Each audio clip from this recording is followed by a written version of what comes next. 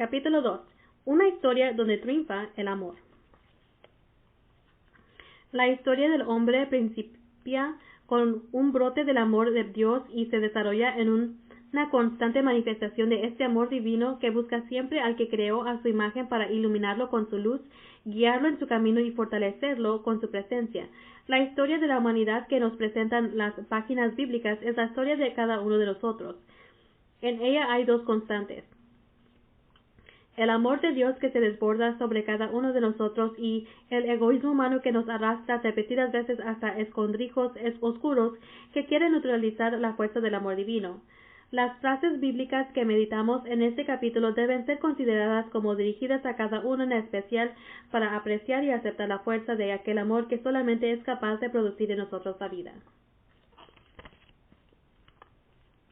Parte 1.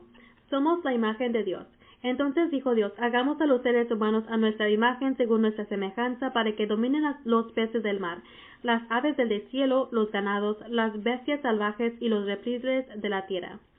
Y creó Dios a los seres humanos a su imagen. A imagen de Dios los creó, varón y mujer los creó. En paréntesis, Génesis, capítulo 1, versos 26 a 27. El concepto de que Dios creó al hombre a imagen y semejanza suya se repite en la Biblia 3 veces. Esta es la primera y deslumbrante revelación del amor que Dios tiene para con el hombre. Toma como modelo nada menos que a sí mismo. Para conocer profundamente nuestra esencia es necesario, por lo tanto, tener una idea de lo que es Dios. Más adelante San Juan nos dirá que es amor.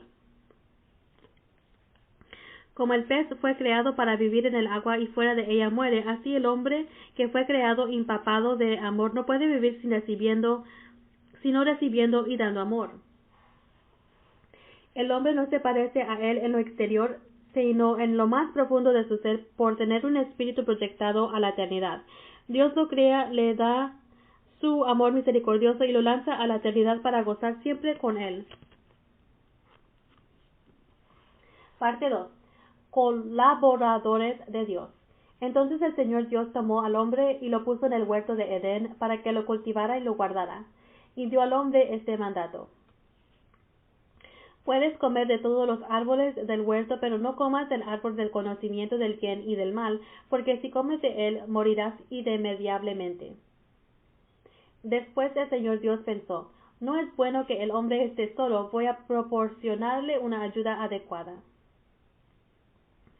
Entonces el Señor Dios formó de la tierra toda clase de animales del campo y aves del cielo, y se los presentó al hombre para ver cómo los iba a llamar, porque todos los seres vivos llevarían el nombre que él les diera.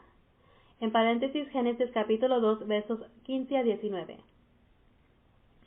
Otra prueba de la manifestación de su amor que Dios hace al hombre la encontramos en estos textos que nos revelan cómo él escoge al hombre como su colaborador en el desarrollo de la creación.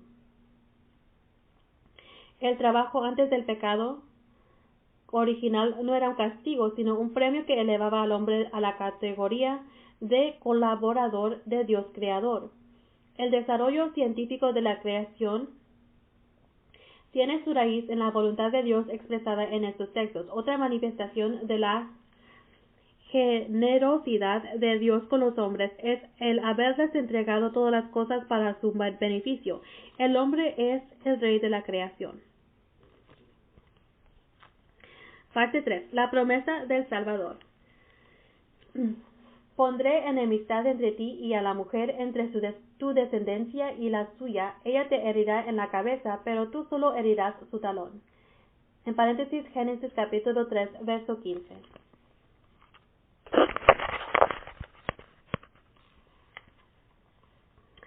El verso 8 del capítulo 3 del Génesis nos revela en una forma poética la amistad que había entre Dios, que bajaba durante la brisa de la tarde a pasear y a platicar en el jardín con él.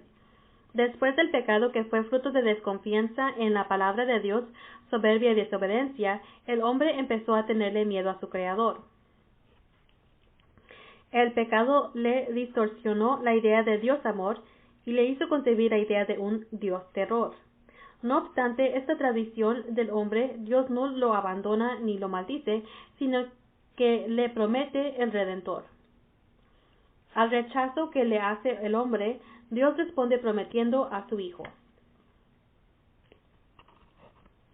Parte 4. Abraham confía en Dios. El Señor dijo a Abraham: Deja tu tierra, tus parientes y la casa de tu padre, y vete a la tierra que yo te indicaré. Yo haré de ti un gran pueblo, te bendeciré, y haré famoso tu nombre, que será una bendición. Bendeciré a los que te bendigan, y maldeciré a los que te maldigan. Por ti serán benditas todas las generaciones de la tierra. En paréntesis, el libro de Génesis, capítulo 12, verso 1 a 3. La desconfianza en la palabra de Dios hizo que la humanidad se alejara de él. Dios buscaba a alguien que encabezara un pueblo que se fiara de su palabra para darle al Redentor. Este hombre lo encontró en la persona de Abraham. Su obediencia, su aceptación de la palabra de Dios lo constituyó centro de bendición para todas las razas del mundo. Nuestra obediencia a Dios, nuestra confianza en sus planes divinos nos capacitan a ser los canales de la bondad de Dios para los hermanos. Capítulo 5. Importancia de los justos. Entonces Abraham se acercó al Señor y le dijo: ¿Vas a exterminar a la vez al justo con el pecador? El Señor respondió: Si encuentro en Sodoma 50 justos, perdonaré por ellos a toda la ciudad. Abraham volvió a decir: No se enoje mi Señor, voy a hablar por última vez, quizá no sean más que 10. Y respondió el Señor: Por consideración a esos 10 no la destruiré. En paréntesis, Génesis capítulo 8, verso 23, capítulo 26, o versos 26 y 32. Esta oración que hace Abraham a favor de los pecadores nos revela el papel importantísimo que tienen los buenos en un mundo de iniquidad. 10 justos hubieran sido suficientes para evitar la catástrofe de 2 grandes ciudades. Pero faltaron esos 10 justos y llegó la destrucción. Ante un mundo lleno de maldad,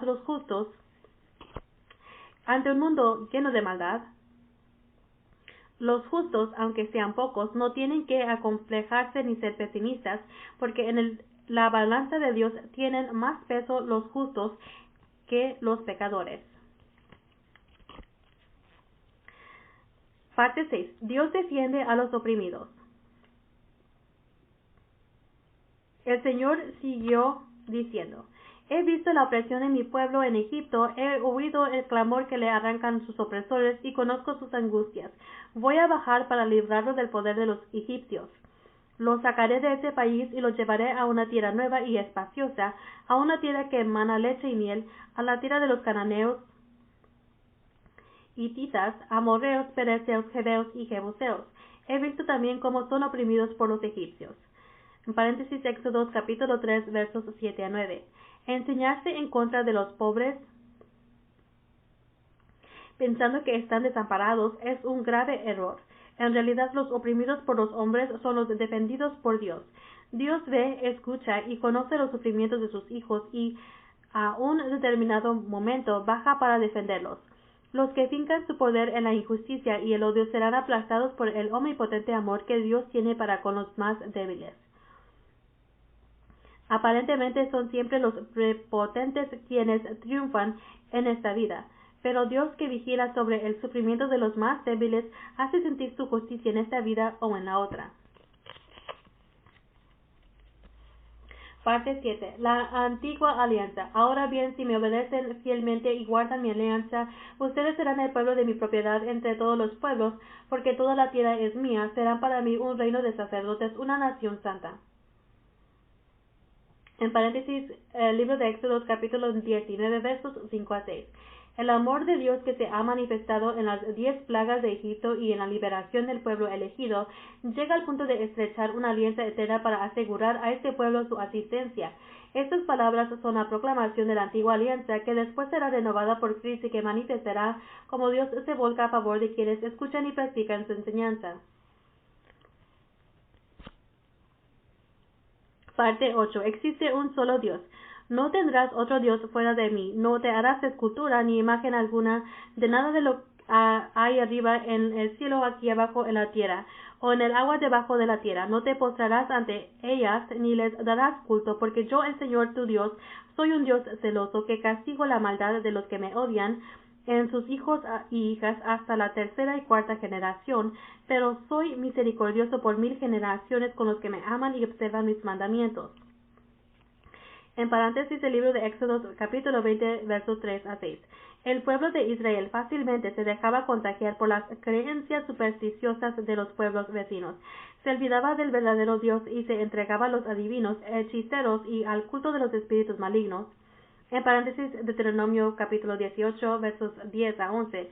Dios, porque amaba a su pueblo, no quería que éste se perdiera y por eso les dio los 10 mandamientos proclamando a los hombres el único y verdadero amor que los puede salvar. Muchos hoy frustran su vida yendo tras dioses falsos. Seguir al único y verdadero Dios es realizarse en pleno aunque se tenga que pasar por muchas dificultades en la vida. Parte 9. Las supersticiones. No acudirán a espiritistas ni consultarán a los adivinos para que no se manchen. Yo soy el Señor tu Dios. Si alguno acude a los espiritistas o a los adivinos y se hace idólatra como ellos, yo lo castigaré y lo extirparé de su pueblo. Todo hombre o mujer que consulte a los espíritus de los muertos o se dedique a la adivinación será castigado con la muerte, los apedrearán. Ellos serán responsables de su propia muerte. El libro de Levítico, capítulo 19, verso 31, capítulo 20, versos 6 y 27. Capítulo 27. Estas leyes nos revelan a un pueblo que fácilmente se dejaba engañar practicando un culto al demonio. Las sanaciones sangrientas subrayan la gravedad del pecado en que cae aquel que da la espalda a Dios y busca en la superstición la solución a sus problemas. Renunciando a Dios que ama se entrega al enemigo que odia. Los que dan culto a la muerte olvidan que Cristo ha destruido la muerte y ha hecho irradiar la vida y la inmortalidad mediante el anuncio del Evangelio. En paréntesis, segunda carta a Timoteo, capítulo 1, verso 10. La superstición es el rechazo del verdadero Dios y la aceptación de Satanás. Parte 10. Dios ama a su pueblo. El Señor se fijó en ustedes y los eligió, no porque fueran más numerosos que los demás pueblos, pues son el más pequeño de todos, sino por el amor que les tiene y para cumplir el juramento hecho a sus antepasados. Deuteronomio capítulo 7, versos 7 a 8. Dios ni puede sufrir ni puede gozar por causa de nuestro mal o buen comportamiento. Si Él se acerca a nosotros, no es por interés, sino por amor. Dios nos ama a pesar de nuestras miserias y busca todas las ocasiones para manifestarnos ese amor y llenarnos de su fuerza. De nosotros depende abrirse a ese amor que nos llena de felicidad. La raíz de todo bien está en el corazón cuando está lleno del amor de Dios. Parte 11. Dios está con su pueblo. Cuando el pueblo levantó el campamento para cruzar el Jordán, los sacerdotes llevaban el arca de la alianza delante del pueblo, y en cuanto estos llegaron al Jordán y metieron sus pies en el agua, el Jordán se desbordaba por sus orillas en el tiempo de la cosecha. Las aguas que venían de arriba se detuvieron formando un embalse que llegaba muy arriba. Hasta Adán, la ciudad que está cerca de Sartán, y las que bajaban al mar de Araba, el mar muerto, quedaron separadas de las otras mientras el pueblo pasaba a la altura de Jericó. El libro de Josué capítulo 3 versos 14 a 16. Sonaron las trompetas. Cuando el pueblo oyó el sonido de las trompetas, lanzó el grito de guerra y las murallas de la ciudad se derrumbaron. Entonces el pueblo asaltó la ciudad cada uno desde su puesto y se apoderaron de ella. En paréntesis, el libro de Josué, capítulo 6, verso 20. El pueblo de Israel era incapaz de enfrentarse con los pueblos que ocupaban la tierra prometida. Dios manifiesta su poder mediante milagros que permiten a los israelitas pasar el río Jordán sin mojarse y ocupar la ciudad de Jericó sin el mínimo esfuerzo. Dios va prodigando su amor con el pueblo elegido al mismo tiempo que le pide obediencia y confianza en su presencia. Dios siempre está con los que confían en su amor. Confiar en Dios es contar con su ayuda y constatar, a veces, auténticos milagros. Parte 12. Nos olvidamos fácilmente de Dios. Los israelitas ofendieron al Señor con su conducta y dieron culto a los ídolos. Abandonaron al Señor, Dios de sus antepasados, que los había sacado de Egipto. Se fueron detrás de los dioses de los pueblos vecinos y los adoraron, provocando con ello la ira del Señor. Entonces el Señor suscitó jueces que los libraron de las bandas de asaltantes, pero tampoco hacían caso a los jueces. Ante otros dioses y los adoraron. Se apartaron pronto del camino que habían seguido sus antepasados. Ellos habían sido dóciles a los mandamientos del Señor, pero no los imitaron.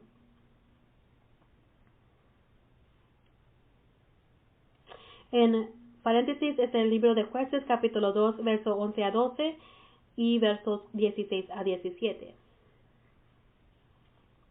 Esta es la eterna historia del pueblo de Israel y de cada uno de los hombres de todos los tiempos y de todos los lugares. Todos hemos recibido favores sobre favores y hasta hemos visto a Dios que realiza milagros en nuestra vida o a nuestro alrededor. No obstante, fácilmente nos olvidamos de su amor y nos inclinamos hacia las pasiones y la adoración a los ídolos. Dios, empero, no se cansa de nuestra miseria y siempre suscita a alguien que nos ayuda a levantarnos, como antes lo hizo con los jueces de Israel. Parte 13. Confianza en Dios. David le respondió: Tú vienes contra mí con espada, lanza y jabalina, pero yo voy contra ti en nombre del Señor Todopoderoso, el Dios de los ejércitos de Israel, a quien tú has desafiado. Hoy mismo te entregará el Señor en mi poder, te mataré y te cortaré la cabeza. Y hoy mismo daré tu cadáver y los cadáveres del ejército filisteo como alimento a las aves del cielo y a las bestias de la tierra. Toda la tierra sabrá que Israel tiene un Dios, y toda esa multitud aprenderá que el Señor no salva con espada ni con lanza, pues Él es Señor de la guerra y los entregará en nuestro poder. El primer libro de Samuel, capítulo 17, verso 45-47. La victoria de David sobre el gigante Goliat manifiesta cuál es la verdadera grandeza del hombre. Solamente los que confían en Dios tienen la victoria. Los soberbios, los que confían en su habilidad, están destinados al fracaso final porque no dejan al Señor actuar en su vida.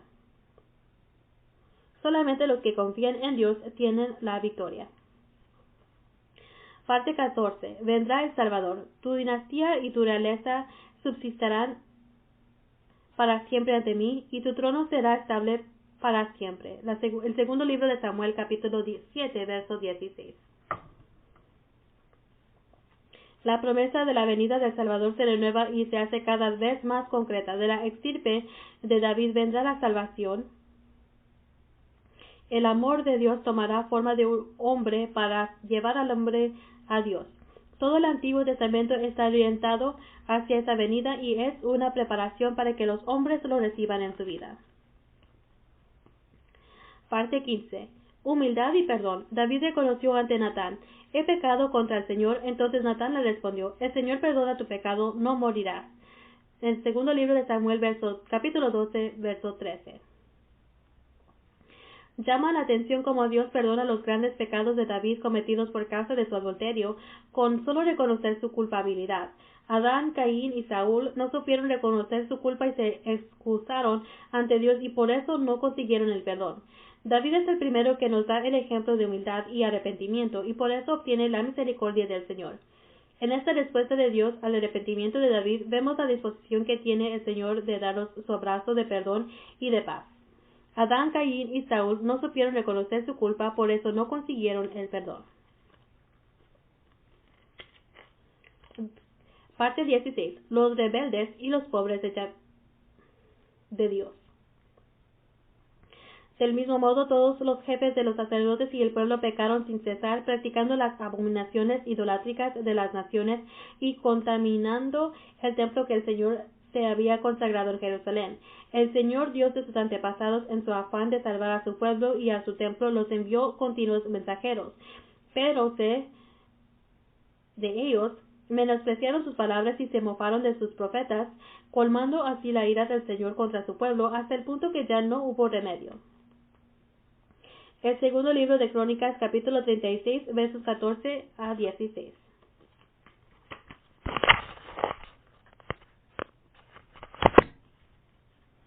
Con la destrucción de Jerusalén y la deportación a Babilonia, el pueblo de Israel parecía haber desaparecido completamente.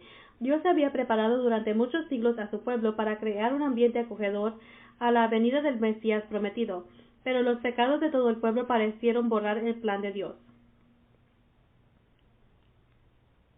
Los hombres que no querían escuchar la palabra de vida anunciada por los profetas son los que parecen conjugar en contra de los planes de Dios.